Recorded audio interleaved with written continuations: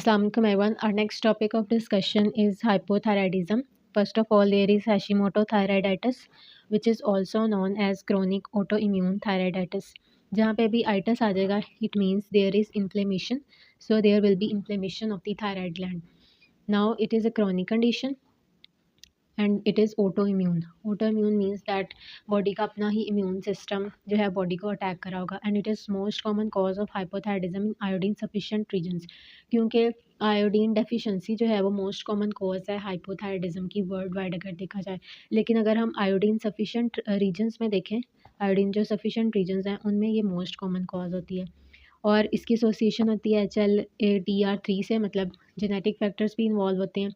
इसमें increase risk होता है प्राइमरी थायराइड लिम्फोमा का, typically diffuse large B cell lymphoma. Findings देखें तो इसमें मॉडरेटली एंड लार्ज थायराइड होगा, that will be non tender.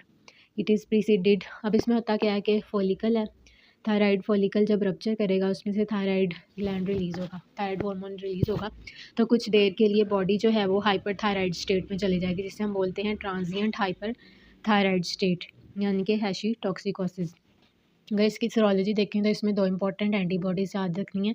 एक एंटी थायराइड पेरोक्सीडेज एंटीबॉडी और एक दूसरी है एंटी थायरोग्लोबुलिन एंटीबॉडी.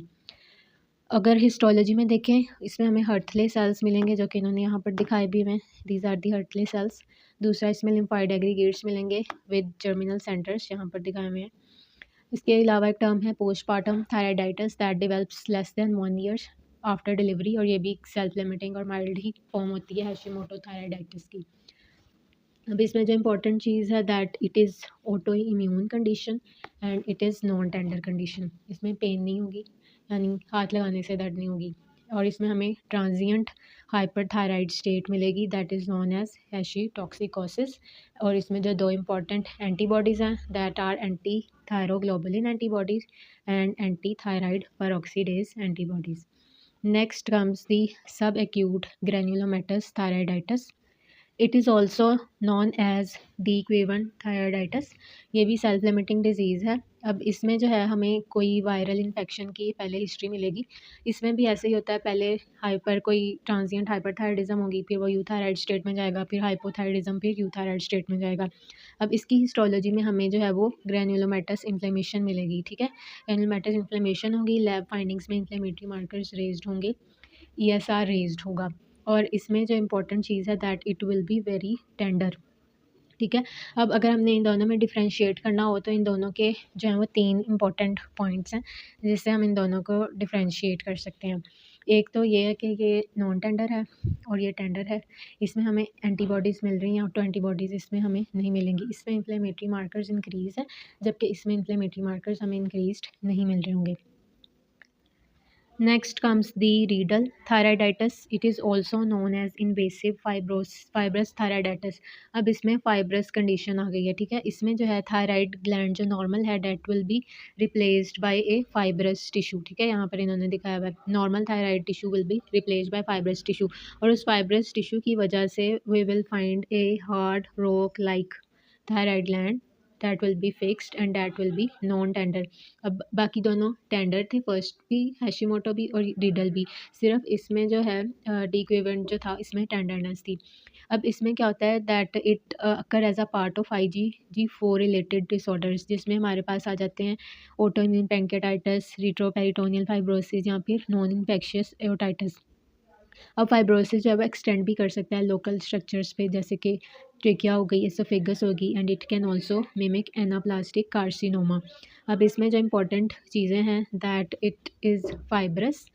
इसमें IG4 रिलेटेड डिजीज़ से इसका रिलेशन होता है, और ये भी ऑटो इम्यून कंडीशन है. ये लोकल स्ट्रक्चर्स पे एक्सटेंड करता है and it mimics the anaplastic carcinoma. It is hard rock like and non-tender and it is replaced by fibrous tissue. Next comes the congenital hypothyroidism that is also known as cretinism. अब इसमें दो चीज़ें हो सकती हैं, या तो thyroid dysgenesis होगी या फिर डिसहार्मोजेनेसिस, या फिर थायराइड ग्लैंड ही सही तरह से नहीं बनेगा, उसकी अब नॉर्मल डेवलपमेंट होगी, एजेनेसिस, हाइपोप्लेजिया या एक्टोपी हो सकती है, या फिर हार्मोनल डिसजेनेसिस हो सकती है, यानी कि अब नॉर्मल थायराइड हार्मोन की सिंथेसिस म्यूटेशन हो सकती है थायराइड पेरोक्सीडेज में इन आयोडीन सफिशिएंट रीजन्स। अब इसकी फाइंडिंग्स को हम 6 P से याद कर सकते हैं।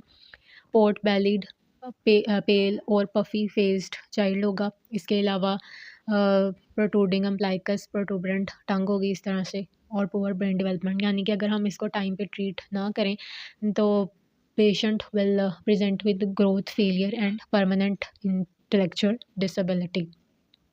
अगर हम अदर कॉजेज़ देखें तो आयोडीन डेफिशिएंसी हमें पता है that it is the most common cause worldwide and it typically presents with goitre that is the enlarged thyroid gland. Iodine access भी एक कॉज़ है जिसे हम बोलते हैं वुल्फ चेकऑफ इफेक्ट, यानी कि इसमें क्या होता है, it is a physiological response in thyroid gland.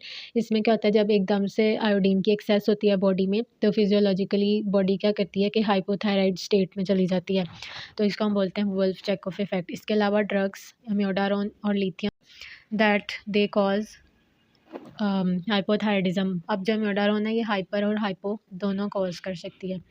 इसके अलावा नॉन थायराइडल इलनेस सिंड्रोम जिसमें यूथायराइड 6 सिंड्रोम है, जिसमें क्या होता है जो क्रिटिकली इल पेशेंट्स होते हैं ना उनमें पेरिफेरल कन्वर्जन नहीं होती T4 की, T3 में कन्वर्जन नहीं होती, तो T3 का लेवल जो है वो कम हो जाता है, जबकि T4 का लेवल जो है वो नॉर्मल भी हो सकता है और कम भी हो सकता है।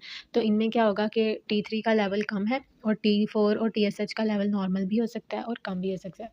So that was all about hypothyroidism.